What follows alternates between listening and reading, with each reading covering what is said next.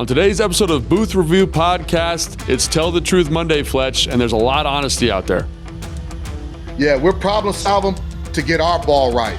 Man, I can't wait to hear what you got to say. That all starts right now. Welcome to the Booth Review Podcast. I'm Logan Paulsen here with future Hall of Famer London Fletcher. And as always, we're brought to you by the Microsoft Surface Copilot Plus PC, and we are in the Big Bear, or I am in the Big Bear AI Command Center studio.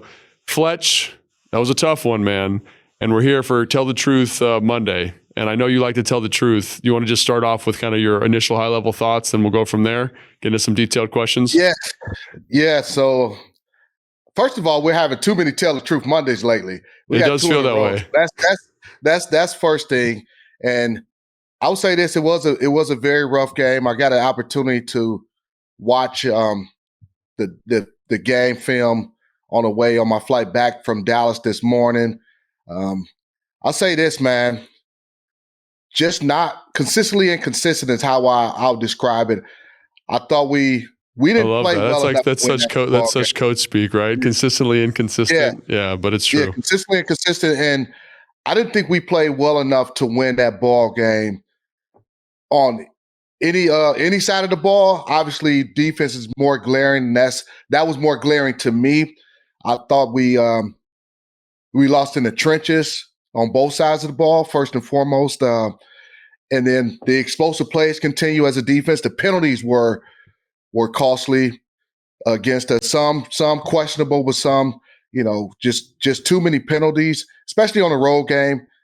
And then the turnovers, having the 2 turnovers. So it's a culmination of a lot of different things when you really get down to it. And DQ touched on it in his presser, like, we just didn't play well enough to win that ball game. I'm with you, Fletch. And I think, so let's just start the conversation by looking at it in the lens of what Dallas did well, and then maybe how Washington can get that cleaned up moving forward. So to me, I thought they, like you said, they hit the explosive opportunities, which is tough for defenses, right? You got to survive those explosive opportunities. And then I thought they ran the football really well. So kind of the double-edged sword. They were explosive. They ran the football well. They were good on third down. What did you see in terms of those explosive opportunities that kind of, I don't know, that from your defensive perspective made them so successful? Yeah, first and foremost, coming into the game, Dallas, that was what they did. They were second most team in the National Football League in terms of taking deep shots. Right. That's what they do. They had, I don't know the number, I think it was 29 deep shots coming into that ball game, but they had the second most deep shots in the ball game. So that, from that standpoint, that was to be expected. I'll say this, on some of those deep opportunities, like the one that Pickens caught against Trey Amos. Trey's there, nice throw, nice catch. The one right before the half, hey, could you do something differently from a technique standpoint? I don't know. Those are things that the coaches will have to talk about. But I'll say this, the pass rush wasn't consistent enough. A lot of those deep shots, he takes time. There's the one to CeeDee Lamb down the middle of the field. Was there communication or a bust from a coverage standpoint? As I look at it, I don't know that the coverage was played exactly how it should have been played, but also Dak had a long time to kind of hitch and throw that football down the field. So when you're taking those deep shots, it takes a lot of different things, protection being one of them. And did we play with the proper leverage all the time down the field from a defensive coverage standpoint too? Those are some of the things that I saw, maybe we should be outside leverage on this ball, instead of inside leverage. So it's a several different things that happen. Yeah, I'd like to double click on a couple of those things. First off, I'm glad you brought up those 3 plays because those are the first ones that came to mind. And so some of it is that Dallas is good at that stuff, right? That's their what they're good at, right? So, for example, on that first completion to Trey Amos, Daron Payne has a quick win on the guard, right? He wins the outside shoulder. He actually gets a hit on the quarterback. But in prep, we saw that Dak did a good job getting the football out of his hands, throws it before Pickens is really out of his out of phase with the Trey Amos, delivers a dot. That's why he's one of the best quarterbacks in the league at the moment. The one on, you can talk about Lattimore's game overall, but I thought the completion before halftime was one of the best deep shots I've seen, best kind of late hands by a receiver. Yeah. And I think, maybe Lattimore could look up and play that football if you're being hypercritical, but he's in perfect phase. So He's right some there. of He's right there. some of those are them doing a good job. You know what I'm saying? And I think you got to give them their flowers, as painful as that is. But then I think the thing that we can control, or the defense here for Washington control, is the technical stuff. And you mentioned the explosive play to CeeDee Lamb. Like, how do you get that kind of stuff corrected moving forward when you say, hey, these are some, and to be fair, like I think I see it the same way you did, where there's new people in new spots, kind of new roles in that coverage structure. And they quick snapped us on that play. And it's also a situation, if I remember correctly, we didn't necessarily have. Well, I'll say this: the pass rush allowed them to get that shot down the field. And I was because I was in Dallas. I happened to be. I heard some of the press conference from Brian Schottenheimer. He said that actually wasn't the route that CeeDee Lamb was supposed to run, but because he saw nobody running down the seam with him, that's why he just threw his hands up. That was an ad lib route by him. He had a different route. I think he was going to run a deep dig. They were going to have 2 digs on that play, and because of what I think was a miscommunication or coverage bust, he sees it, throws his hands up. Now it was compounded by Marshawn and Quan running into each other, but in my mind, from my perspective, and I don't know this to be certain, but it started with a coverage bust on responsibility in that inverted cover 2 that we played. Yeah, I definitely see it the same way, but I think you bring up a good point there too in terms of providing context. Like, if the rush is there, they're not going to be able to see that because Dak's expecting him to be in a completely. You can tell Dak's expecting him in a different part of the field, but because the rush is, not quite there, they've got kind of some maybe not ideal personnel in the game. He's patting the football a little bit. Ball gets out probably on the 3rd count, which is a long time to be holding the football, and it leads to an explosive play. Here's the thing that I like about the inverted cover 2s, and we have some funky cover 3s that we play. Especially when you got a quarterback who's so accurate like Dak, and if he knows he can get it out quickly, it forces him just to hold on to the ball just a little bit longer while he figures out what the coverage is. So when you have you got Frankie Louvu, who's normally a outside linebacker playing a kind of a hook curl area, a hook drop. Now he becomes your flat corner, and you got different guys playing different spots. It just forces the quarterback maybe to hold on to the ball just for a second longer. Let me figure out what the coverage structure is, and that should allow the pass rush to get there, things like that. So I like when they mix it up from a defense standpoint, where you got different players playing a lot of different responsibilities. But you have to make sure everybody carries out their job responsibility on every single play. And I will say this also: you asked me big picture wise, defensively. There's 3 things that you talk about, what I talked about from each play: alignment, assignment, and execution. Pre-snap. So, hey, pre-snap, what's my alignment? Am I in the proper alignment? Okay, boom. What's my assignment given the play that's run? What's my coverage responsibility? What's my run gap responsibility? Things like that. And then from there, am I going out and executing my job responsibility to the way that it's supposed to be executed? So those are the 3 things you have to check on each play in and play out. We haven't consistently done that enough. And it's not just one guy. It's been a lot of guys on different plays not carrying out all those things, all 3 of those things, play in and play out. It might be 2 out of the 3. It might be 1 out of 3, but it's not consistent enough where it's 3 out of the 3 play in and play out. I'm really glad you brought that up because I think it relates to both the things we were talking about. Like, because you were talking about how, like, sometimes you can present a different look to the quarterback with that inverted 2 or some of those funny cover 3 coverage contours and the way they get to it. Because there's opportunities in this game or moments in this game where I felt like Dak thought it was going to be one thing, and then it ends up being quarters coverage. He holds the football down, ends up being a sack. Oh, he thinks it's going to be man, ends up being inverted 2. It's a sack. So there are opportunities where you see the alignment, assignment, execution coming together in these moments. It seems like it's not happening with the regularity needed to be successful defensively in this football game. Yeah, absolutely. And when you do that, I've been on a couple defenses like that where it's just like, man, I'll give you a great example of it. 1999. Taking the Wayback Machine there, huh, bud? Yeah, taking the way back because I've way back. We won a Super Bowl, top 5 defense. Think we may have finished 3rd or 4th in points allowed. We were top 10 in a lot of different areas. Essentially brought back a lot of the same guys, pretty much with the exception we may have lost a guy or two free agency wise. But for some reason, the next year, we went from top 5 in a lot of categories to bottom 10, and even I think we might have been 30th, 31st, maybe 32nd in points allowed. And a lot of it was just us not carrying out our assignments and executing the play in and play out. We had the same defensive calls, but we just didn't do our jobs. And then you would see guys start to press in situations to try to make plays that weren't our plays to be made. And that's how you end up having this type of defense where you're giving up a lot of plays, a lot of explosive plays, can't get off the field, and you get the results that you're getting. How'd you guys get out of that? Or was that kind of something that carried out? We did it. Oh, really? Well, it's funny. No, I'll say this. Go ahead. Well, it's funny because like I had a similar experience here from going from 12 to 13 offensively with Robert Griffin III. You know, we're doing all this zone read stuff. No one could stop us in 12. 13, it's the same offense. It's the same rules.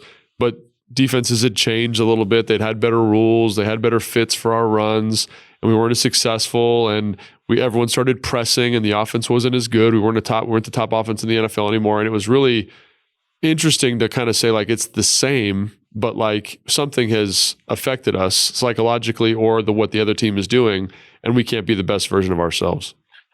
Now, I will say this: we did make improvements. Sure. Now, we didn't get back to top 10 level, top 5 levels, but we did enough to where we were able to win 10 ball games, made the playoffs, and we were opportunity away. We had a muff punt in the playoff game. Otherwise, we got an opportunity to win a road playoff game in that season. So we did enough tweaking. We kind of pared some things down, simplified some things. There were a couple personnel changes too, but the coaches looked at everything. But we also, as individuals, we had to play better as well. And I found myself like I was a guy. I was trying to do too much. Interesting. And so the head coach at that point in time, Mike Martz, he talked to me, brought me in his office, like, London, man, you're good enough, like with your speed, to do your job and then go ahead and help and clean up some other areas. But I need you to do your job first.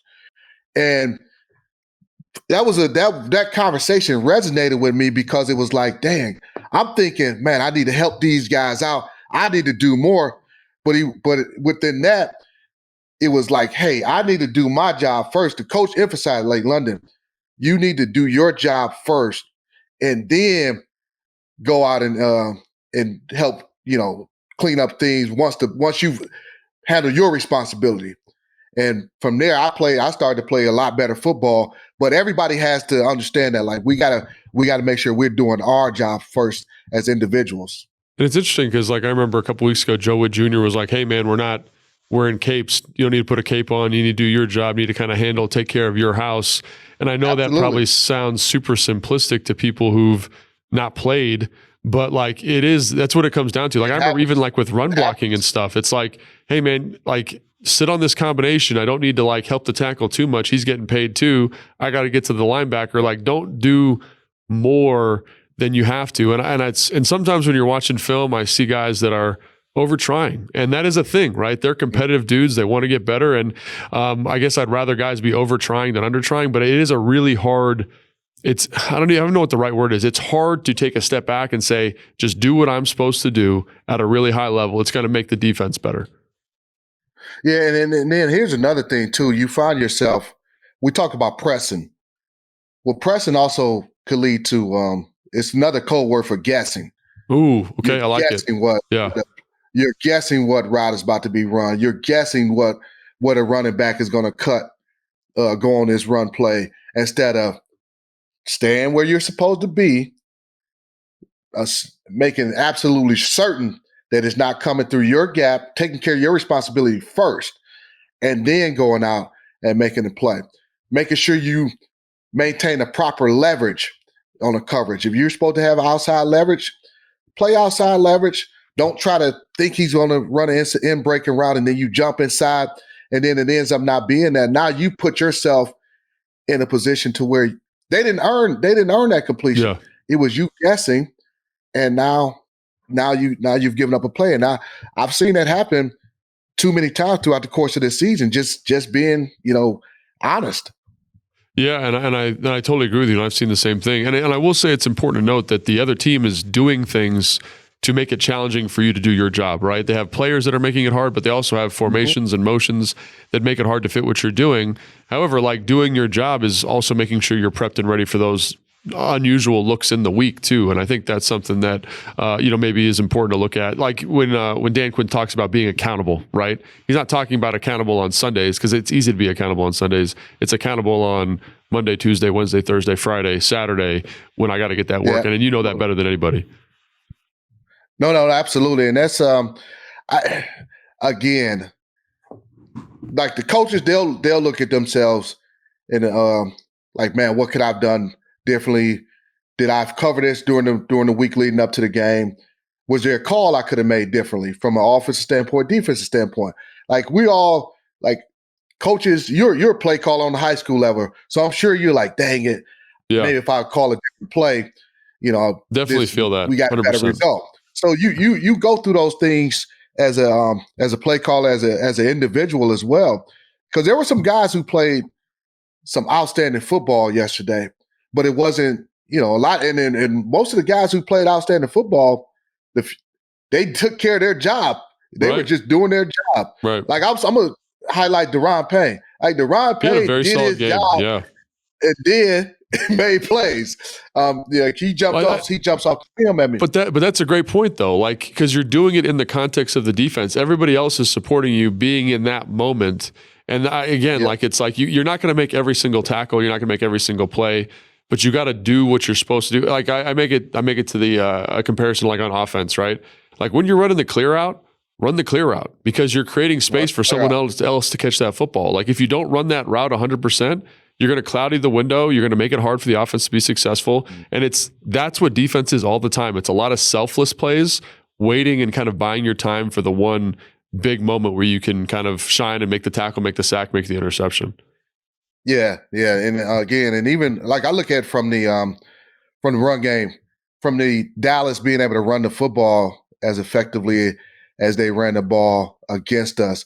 And a lot of it was there were moments where they had some good schemes and they got some good blocking, and there were times where we lost one-on-ones and we could have been a little bit more physical. But more times than not, it was us getting out of a block or getting reached and getting out of a gap, I should say. A missed tackle here or there, a wrong fit on a misfit. Like, okay, a motion might change me being going from an edge player or a force player to now I'm a cutback player and I'm in the box. So all those things have to be harped on, and attention to detail, knowing what your responsibility is. That's why I talked about alignment, assignment, execution. And within that, it can change as the formation changes and, just knowing what you have to do. So did Dallas earn those yards they ran, those rushing yards? I would say not. They didn't earn all the yards that they got. But it was more on us than them. Yeah, I'm really glad you brought up the rushing game because, like, obviously the explosive plays are the ones that people are going to remember. The three you mentioned.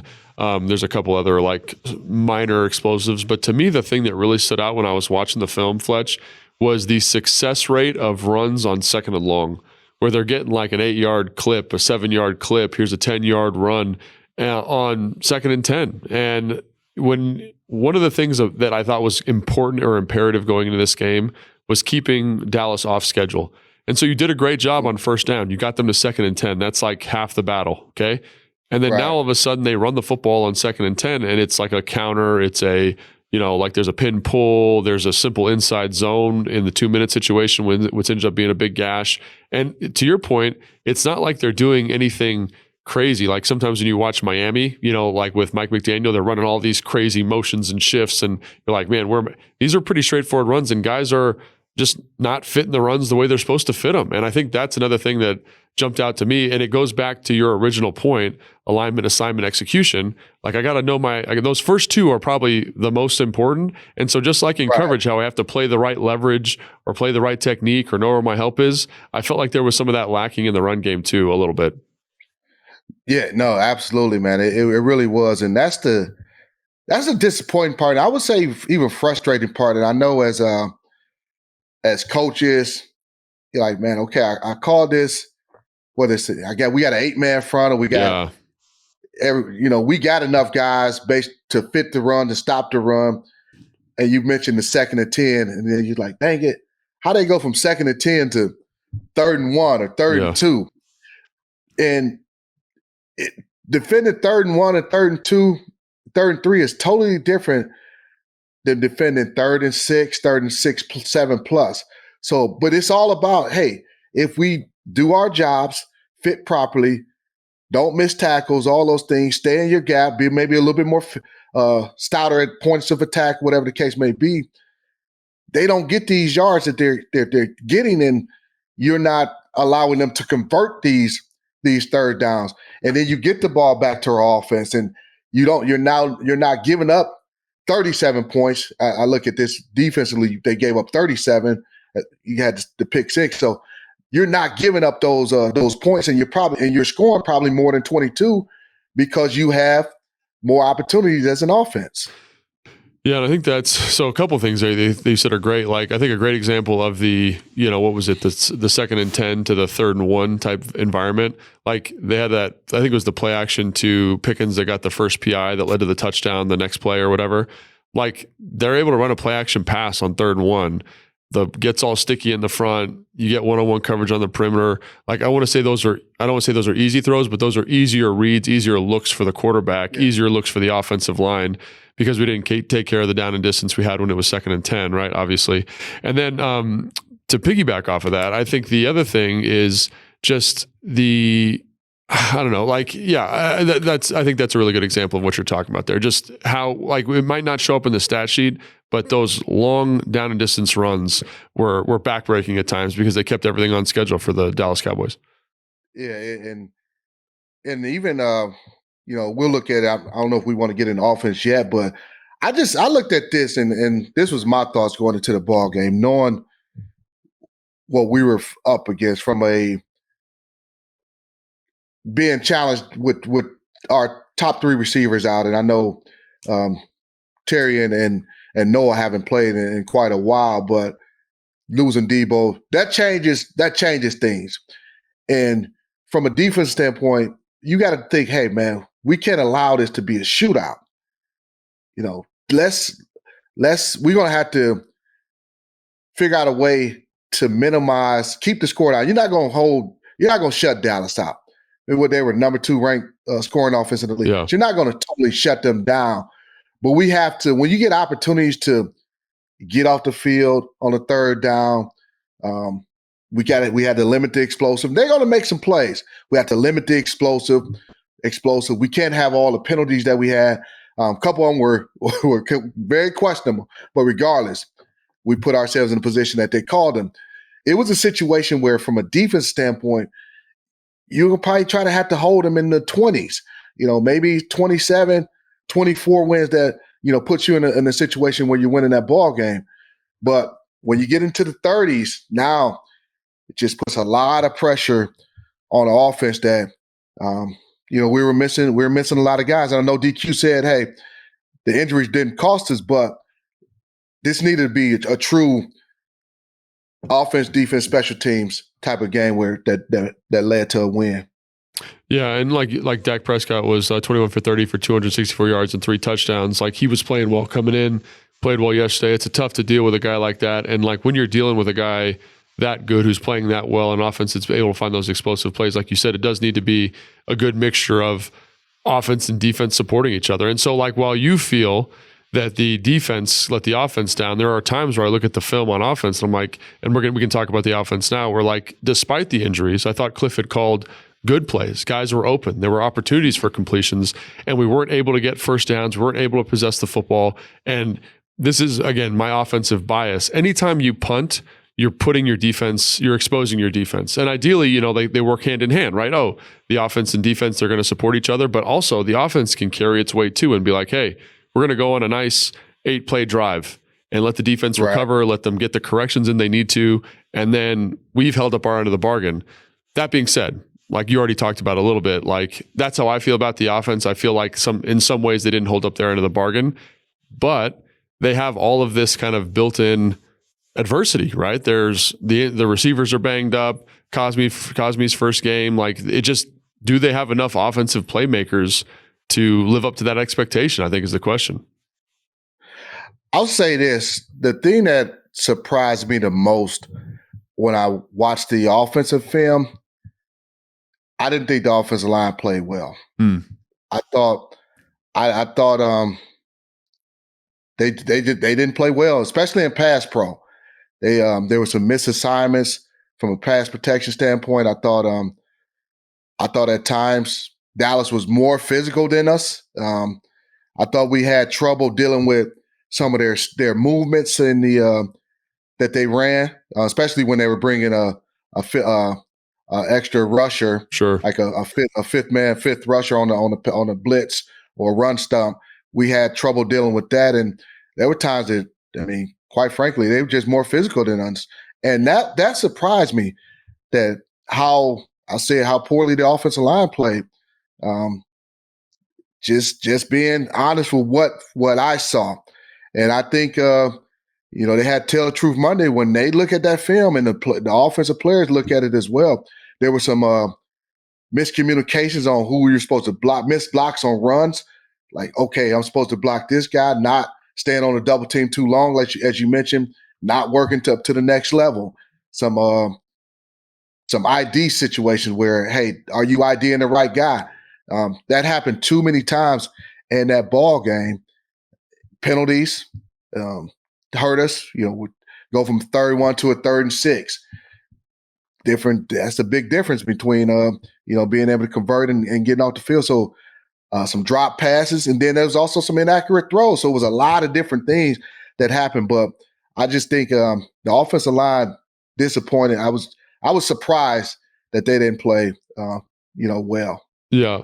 Well, you talked about a lot of stuff there, Fletcher. We're going to attack each part of that real quick, but let's start off with, at the highest level, what did the Dallas defense do that was so effective? You alluded to a couple things there. To me, like in rebuttal to what you're saying is, I agree the offensive line could have played better, but when you're facing a lot of 8-man boxes with a lot of movement and a lot of pressure in pass protection and rundown situations, it just enhances the level of difficulty. Like I'm telling you, like having been part of the blocking service for a long time, the second you start stunting and moving guys, it demands quick and immediate nonverbal communication with the people next to you. Right. And so I do think they're getting, last week against the Bears and this week, they're getting more stressed because teams are being way more aggressive than they've shown on 1st and 2nd down. And I think you said that a bunch of times on the broadcast. Yeah, and I anticipated that coming into the ball game. You're a better man than me, man, because I was like, like Eberfluz kind of does his thing. He's going to stay with what he does, but he came out and they brought they brought the machine gun out on Sunday. Well, copycat league, and they saw the Bears game plan and saw how the Bears were able to have success bringing pressure on us, blitzing more. I thought they did a nice mix of pressure and playing zone, so having fire zones, playing zone coverage. Also, what's a fire zone? Can you explain that to people? Maybe you don't know. Okay, so fire zone, the fire part of it, let's call it a blitz, a 5-man rush. Yep. So they bring in 5 players, but instead of playing man-to-man coverage, especially on the second level, they're playing kind of zone. You have, let's call it a seam defender, a middle hook player, and then you have another seam player. So you got pressure, but then you also have eyes on the quarterback, vision on the quarterback. So there were some times where Jaden might have beat the blitz, so to speak, and was able to scramble. And then all of a sudden, he's like, where did this linebacker come from? Yeah. Why was he able to get to Jaden before he's able to turn up and pick up a first down? Well, because they're playing zone, you got guys sitting there ready to run. They also did a nice job when they went to their cover one, whether it was 4-man rush or 5-man pressure, playing 5-man blitz and playing man, or playing 4-man man-to-man, 4-man rush playing man-to-man. They had a spy guy for Jaden. He was assigned to Jaden. Like, if he tries to take off, you're going to him. It wasn't a guy, a low hole player that's looking to help on some shallow crosses or something like that. His responsibility was Jaden as a runner. So that's what Dallas did. They mixed it up. They were a high zone coverage type team, like cover 3. I think cover they were the 2, highest percentage in the NFL before this game, if I'm not mistaken. Absolutely, yeah. Going into that game, cover 2 they were the highest. I think cover 3 they were one of the highest. But just 5, playing true zone, true zone. When you add those two together, they definitely were the highest. They brought a lot of pressure, a lot of run stunts or bringing the safeties off the edge. Ran a couple linebackers up the blitzing up the middle, confusion protections, also making you work in combinations. But it's also a situation where, hey, can we win consistently in one-on-one situations on the perimeter? They were banking on us not being able to, over the course of the game, win consistently one-on-one on the perimeter as well.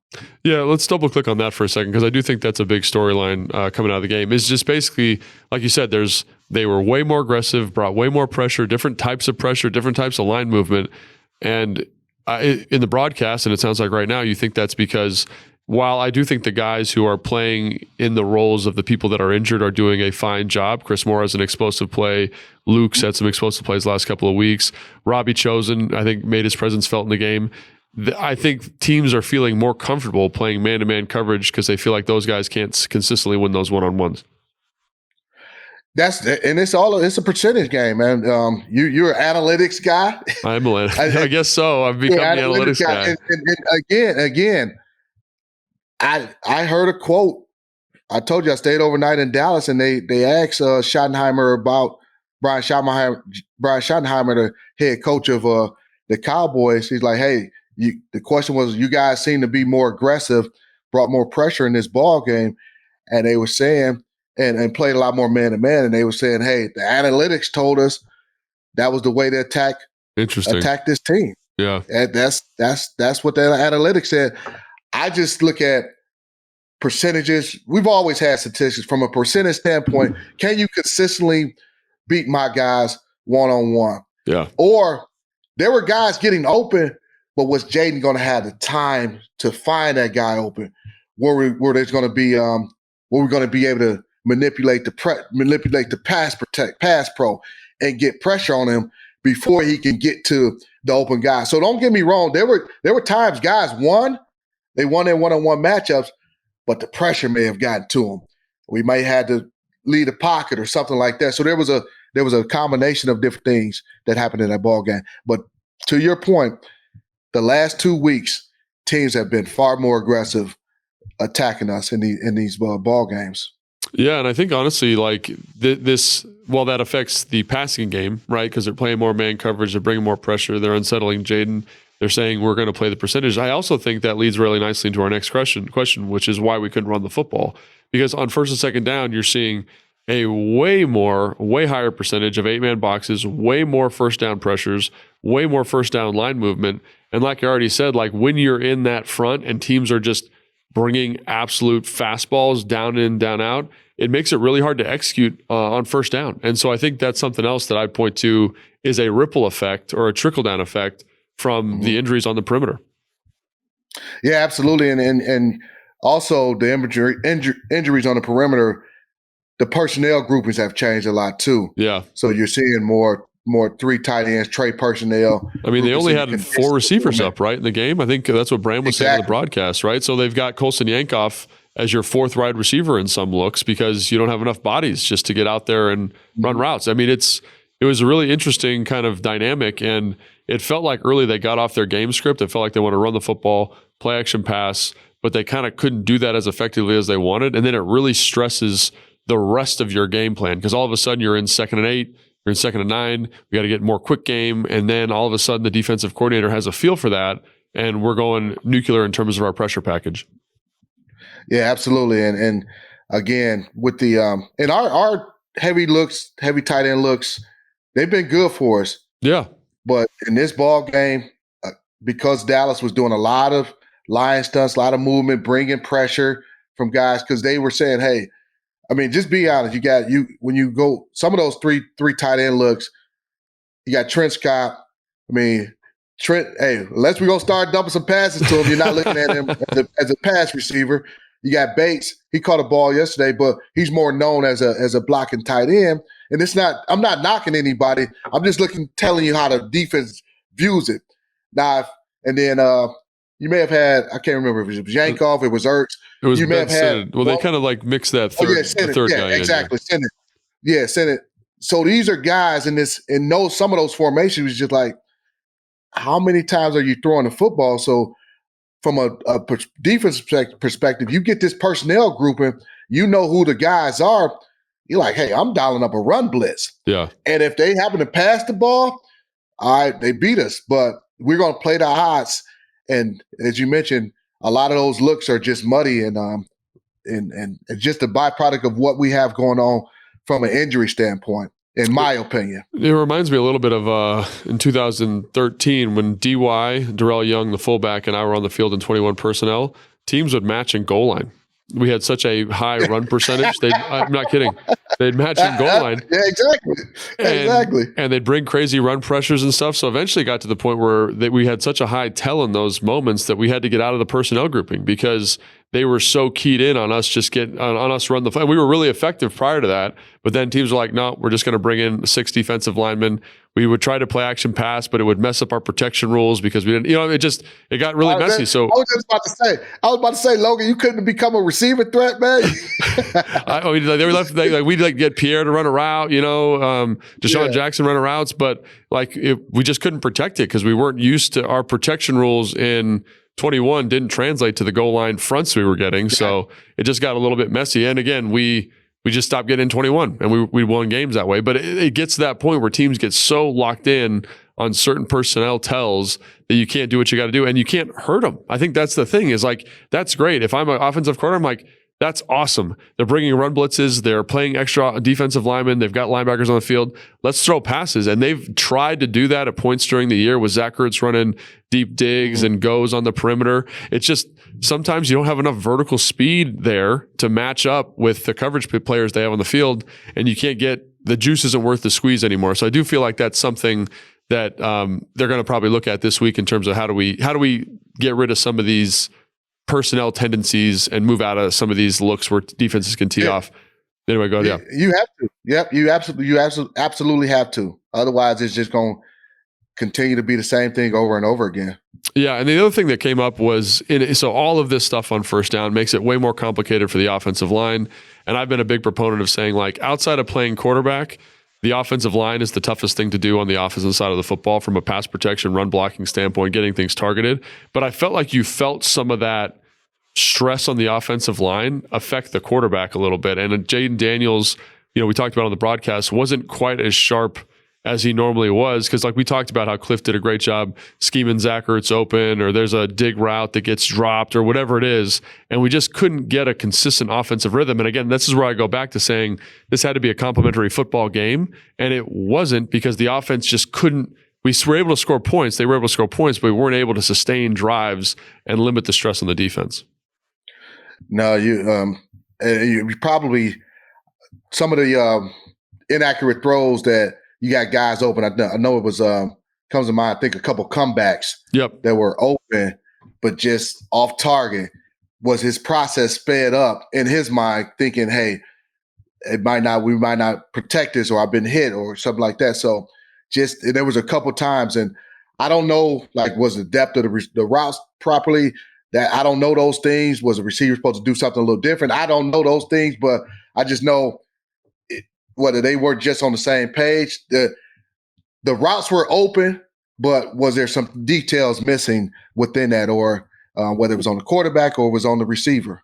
Well, it was funny, like going on, not funny, it was just interesting when you're walking the sideline and you see the receiver coach come up to Jaden and be like, hey, we got to be in a better spot for you. And I don't know what he's referring to, but he's saying like, we can be better here for you. You know, and there's a couple times where you're watching film and you're like, oh man, like these two guys probably shouldn't be this close to each other. This spacing's weird, or this guy shouldn't be run a go when this guy's running a corner, or whatever that looks like. And I do think that relates to having a lot of young, new pieces on the field at the same time, quite frankly. Like, really, like people, and again, those guys have been very productive, but when you get people who haven't got a ton of reps in the offseason in these roles, it shows up in terms of production. And I think you're feeling that from the passer in Jaden Daniels, and I think you're feeling it from some of the pass catchers in terms of, like, for example, there was a little hitch that Jalen Lane ran, for example, and they just weren't on the right page. Like he was too deep, or Jaden thought he was going to come out of it differently. And I feel like that just shows up in a way that doesn't show up when the starters are in there necessarily.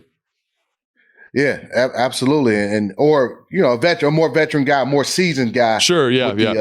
With the reps and understanding all those different things. And it's, the details, man, this game it's a game of details of just carrying out. Again, I don't know what you guys call it on offense. I don't know if it's alignment, assignment, execution, what you guys think about as you break the huddle, but making sure I get my proper depth, making sure versus press what I'm supposed to do versus cover 3, cover 2, fire zone, blitz is what I'm supposed to do, or the adjustments. So it's a lot of things that you got to think about, and everybody has to be on the same page.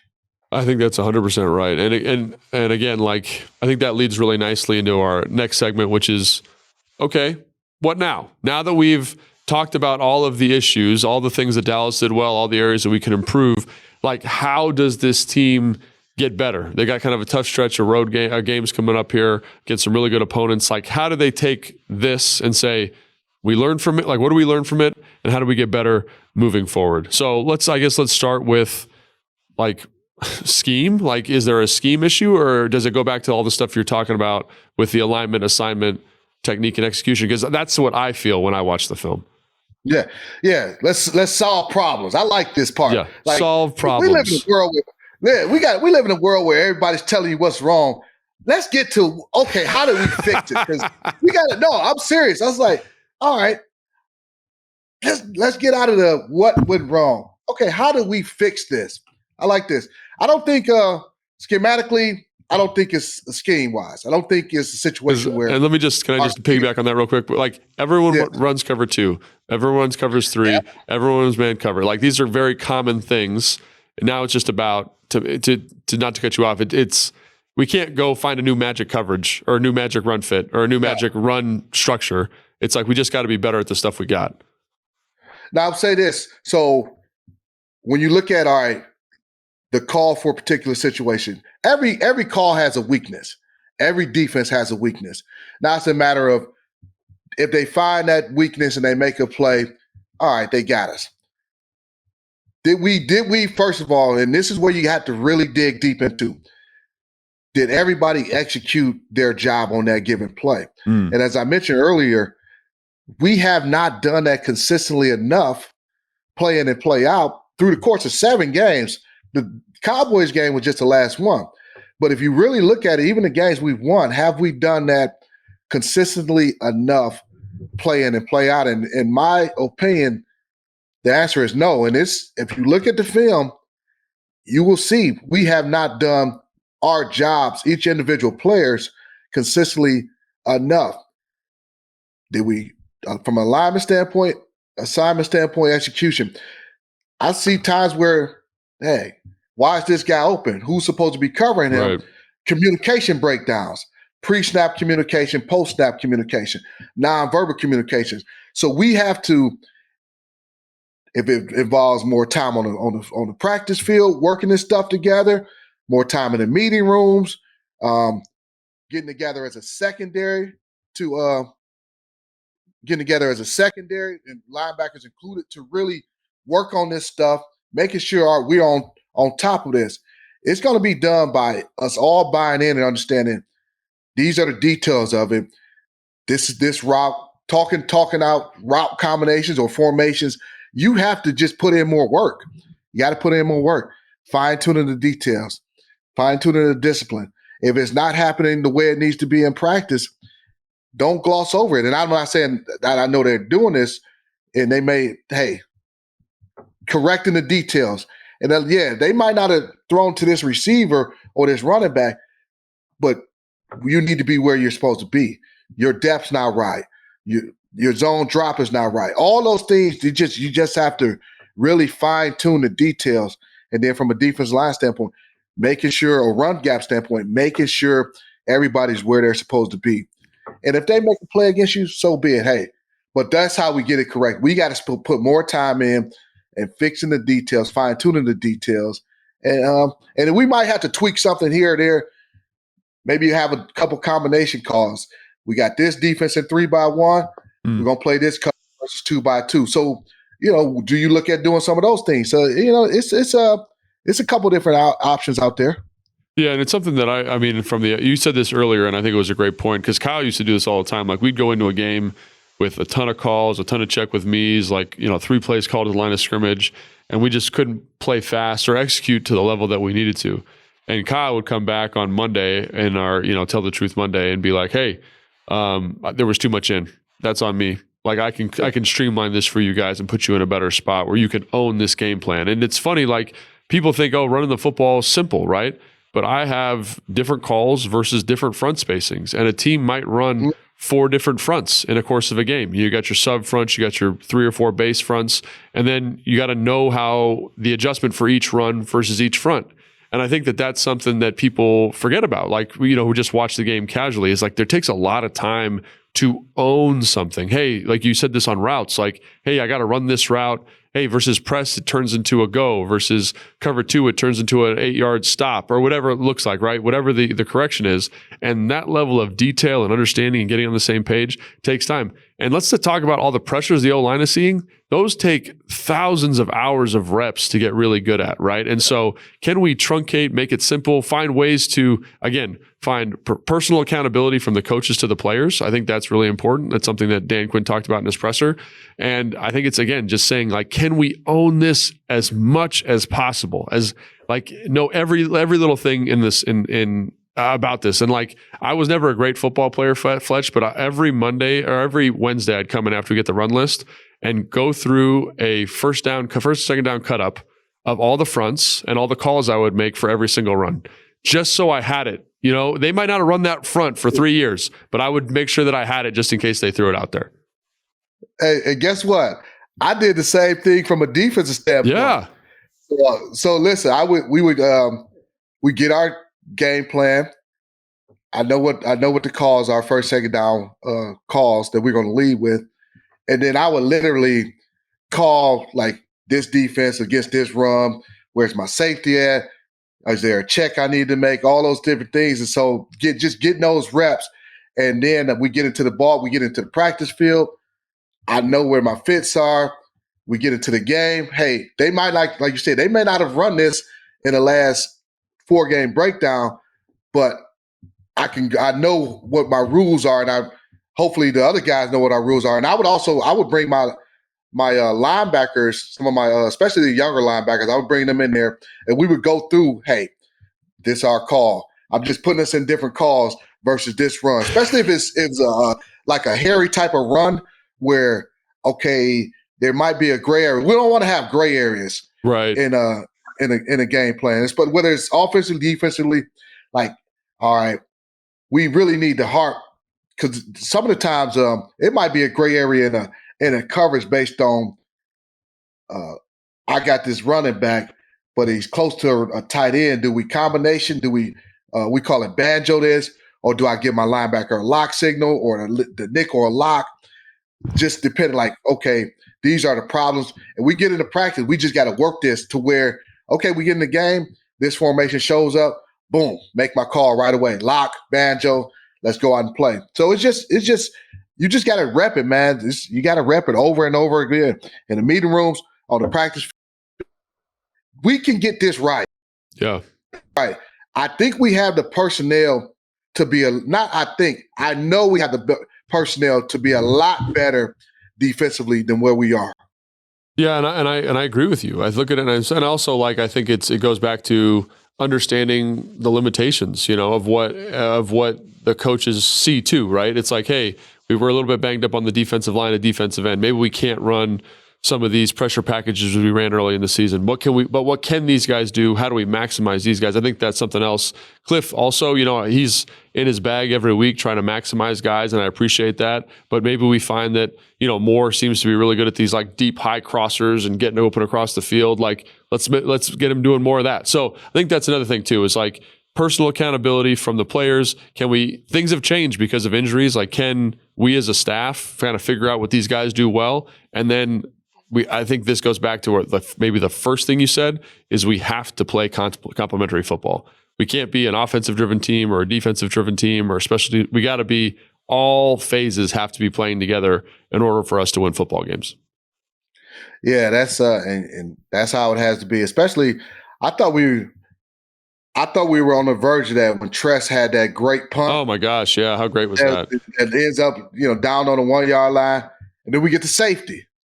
Deron gets the safety, played a great win, and it's not just Deron. I thought the defensive front, defense in general, everybody was where they're supposed to be. You get the safety, get the punt, and we actually end up taking the lead in that ball game. Yeah. So they had to, So I'm like, okay, this is complimentary football. This is what we have to do to win this game, and things kind of got out of whack a little bit. But there's so many things that we can do better. And I know as they looked at the film, they'll really have to dig into that. And I feel like we got the coaches to do that. We got the right players to do that. We got the right character to get it done. And I have full confidence that we will get better. Yeah, so do I. And I'm really excited. And again, they're going to have to get a lot better because there's some really tough football games coming up. And I don't believe in must-win games early in the season. I'm not a big believer in that, but these are some pretty important games. And we got at Kansas City Chiefs, Monday Night Football. We got versus the Seattle Seahawks, and we got versus the Detroit Lions. I'd say probably, I don't know, Fletch, 3 of the top 5 teams, top 8 teams in the NFL. So obviously they got to get right versus those teams. Do you feel like these games, I know they're important. A lot of people ask me, are they must-wins? I'm, again, not a must-win kind of guy, but where do you fall on that? Well, I'll say this.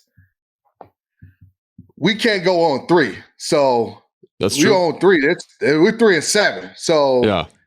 we cannot go 3-7.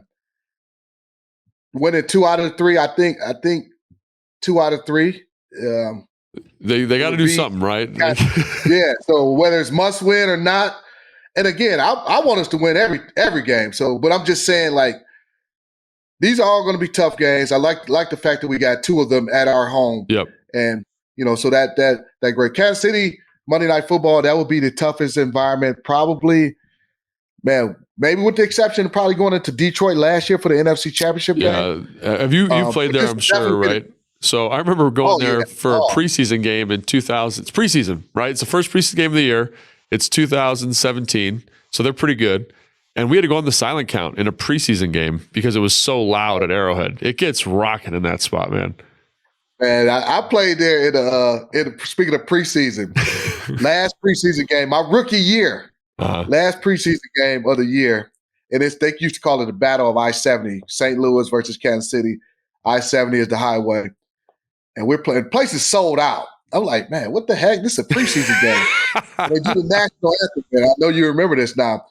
And at this point, you hear the national anthem and the home of the brave. And then when it comes to the home, they get to the home of the Chiefs. I'm like, oh my goodness. And like people will jump. People jump on the sideline if they're not ready for it, right? I'm like, man, what in the that's how intense it was. And this is a preseason game. So you can only imagine what it's going to be like Monday night. That place is going to be rocking. Be a great environment, tough environment. But again, it's a tough environment. Hey, everybody has tough games. We need to get our ball right. First and foremost, get our ball right to give ourselves the best opportunity to win a football game. And we don't get our ball right, it'll be to continue to be the same thing over and over again. And Fletch, this is something I wanted to ask you because I always look to you as like a leader on the team. I always like look to you as the North Star. Like if you were talking to a bunch of guys like back in 2012, that was actually kind of a rough year. We were 3-6, things weren't looking too good, right?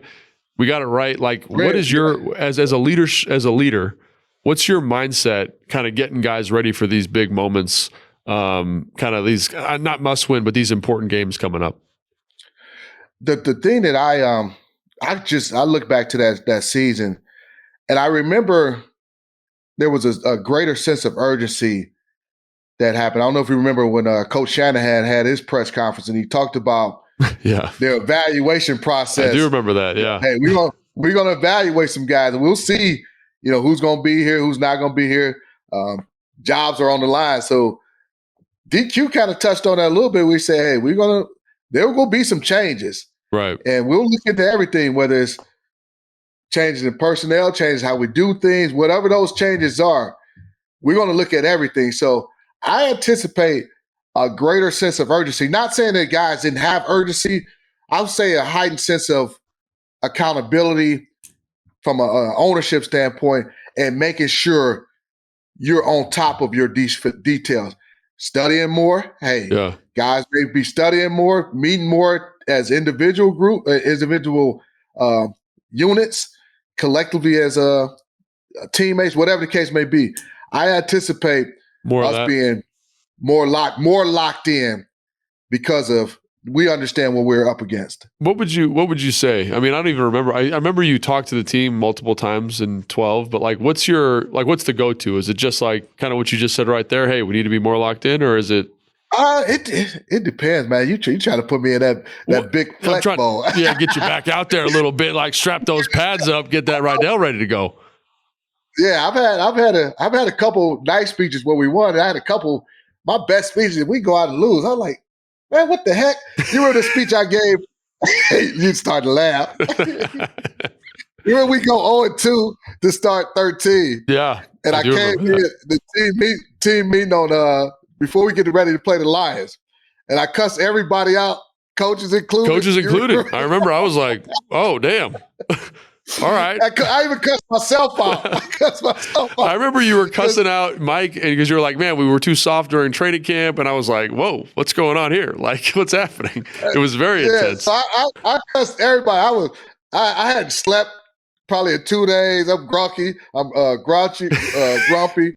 We had got outscored like 50-7 in the first half of the ball game. It was like, man, we were terrible. We were playing terrible. And it was us. So I give what I thought was a phenomenal speech. There's no way we're going to lose this football game against the Lions at home.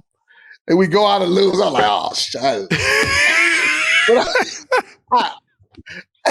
Man, I don't know what else to do, coach. But I'll say this. You have to understand, like, I don't know how the dynamics are in the meeting rooms. I'll say this. Consistently, your best players have to play their best. They have always had to be on top of their game. Your guys, your best player, they always have to be on top of your game. And then to be able to lead, first and foremost, you got to be playing well. Getting to understand how you communicate to different guys. What do I need to talk? How do I talk to this guy to get the best out of him? Is it yelling or is it encouraging? Is it continue to build him up? So you have to understand your individual players. You got to have relationships with them. But it's if you see a period not going the way it should go in practice, hey, I remember you used to do this all the time. I remember I almost cried in 12. You were like, we got to start this over. And I was like, man, we're almost done with practice. Like, what are we doing? Yeah. Because the guys who, when you've seen it done at a high level, I'll use Bobby Wagner, for instance. He's seen it done at a high level. Von Miller's seen it done at a high level. So you know what it looks like. I mean, guys that were on the team last year, they know what it looks like at a high level. So when it's not quite there, whether it's the energy, the attention to details, the body language, whatever, this is not right. So let's start this over. It might be a play that happens, and I don't know that they repeat a play, especially like, okay, this is a little bit funky. We didn't get it right. Let's get it right. Let's correct this right now, especially at full speed. We'll correct it in the meeting room as well, but here's an opportunity to correct it on the grass. So just a lot of that needs to take place. I don't know. It may already be taking place, but You continue to do those things. Yeah, and I think ultimately, like all of that stuff that you just said was great, but it's about being personally accountable, being accountable as a unit, being accountable to the team, and I think we got a lot of guys who are wired that way and ready to be accountable because it's going to take a lot of that moving forward, a lot of improvement over the next couple of weeks. But Fletch, really enjoyed talking to you, man, and I think that's going to do it for today's show. You got anything else you want to say before we get out of here, or what? Hey man, we're problem solving, man. Let's get back right. Let's play our solid ball, man. We got to get our ball right. Dude, I love that. And I can't say anything better than that, but appreciate you, Fletch. Let's get our ball right heading into this week against the Kansas City Chiefs. Booth Review was filmed at the Big Bear AI Command Center studio. Big Bear AI offers mission-ready AI for a rapidly evolving world, proudly protecting the Washington Commanders and its fans.